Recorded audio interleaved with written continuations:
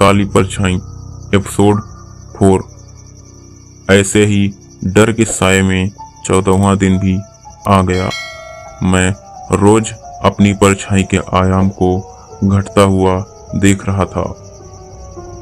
वर्मा जी उस दिन के बाद दोबारा नहीं दिखे।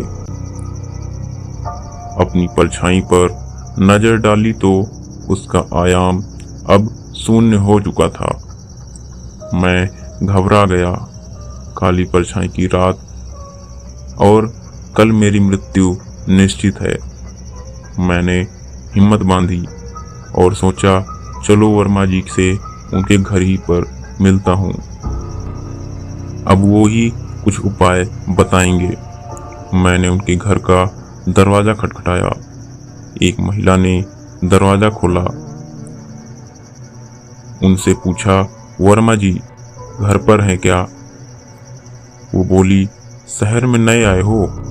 आखिरी बार कब मिले थे वर्मा जी से? मैंने कहा, यही 12 दिन पहले। वो रोते रोते बोली, क्यों मजाक करते हो? उनको तो साल भर हुए। काली परछाई अपने साथ ले गई। काश कि उस दिन मैं उनके साथ होती। मैंने कहा, नहीं नहीं, मैं सच बोल रहा हूँ। आप अपने वर्मा जी की तस्वीर दिखाइए। कौन से वर्मा जी हैं? फिर मैं अंदर गया।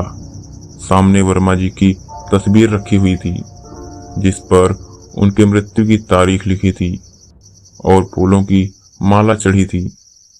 वो बोली, कल इनकी बरसी है, और उनकी तस्वीर की परछाई को इशारा करते हुए कहा, कल ये वापस आ जाएंगे। मैंने तस्वीर की परछाई को देखा। वो परछाई पूरी हो चुकी थी। महिला बोली, जाओ रमेश भाई, कल की तैयारी करो। काली परछाई तुम्हें लेकर मेरे वर्मा जी को वापस कर देगी। अच्छा हुआ जो उस दिन दोपहर को मैं तुम्हारा दरवाजा खटखटा कर चली आई थी, और तुम्हारे दरवाजा खोलते ही वो काली परछाई तुम्हारे घर में प्रवेश कर गई थी। मैं डरा सहमा मायूस सा घर वापस आ गया और अपनी मृत्यु की घड़ियां गिनने लगा। तभी मेरी नज़र अखबार पर पड़ी। उसमें कल होने वाले चंद्र ग्रहण की खबर पढ़कर मैंने सारी योजना बना ली और अगले ही दिन का इंतजार करने लगा। आज पूर्णिमा की रात थी। कल परछाई ने अपना खेल दिखाना शुरू कर दिया।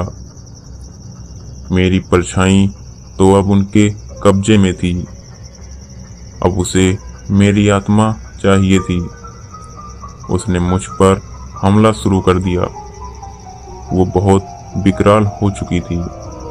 मैं उससे छुपते छुपते बचते हुए चंद्र ग्रहण का इंतजार कर रहा था। किचन से सरसों के दाने साथ रखे थे, जिससे वो मेरे नजदीक आ ना पाए, पर उसके प्रहार जारी थे। मेरी नजरें घड़ी पर गई। कब चंद्रग्रहण का समय होगा और कब मैं अपने पीछे उसको छत पर लेकर जाऊंगा, क्योंकि पूर्णिमा के चांद की रोशनी में वो मेरे पीछे कभी नहीं आएगी। और इतने में वो समय आ ही गया। तेजी से छत की ओर भागा। हड़बड़ाहट में सरसों के दाने मेरे हाथ से गिर गए। मैं जैसे तैसे छत पर पहुंचा। चंद्र ग्रहण हो चुका था। वो मेरी पीछे छत पर थी, क्योंकि अब वो मेरे पास बचाव के लिए सरसों के दाने नहीं थे। वो मुझ पर हावी होने लगी और मेरी आत्मा को मुझसे अलग करने लगी। उसी क्षण चंद्र ग्रहण पूर्ण हुआ और चंद्र की पहली किरण उस पर पड़ते ही वो जलने लगी और भस्म हो गई। इस तरह मेरी जान बची और शहर भी श्राप मुक्त हो गया।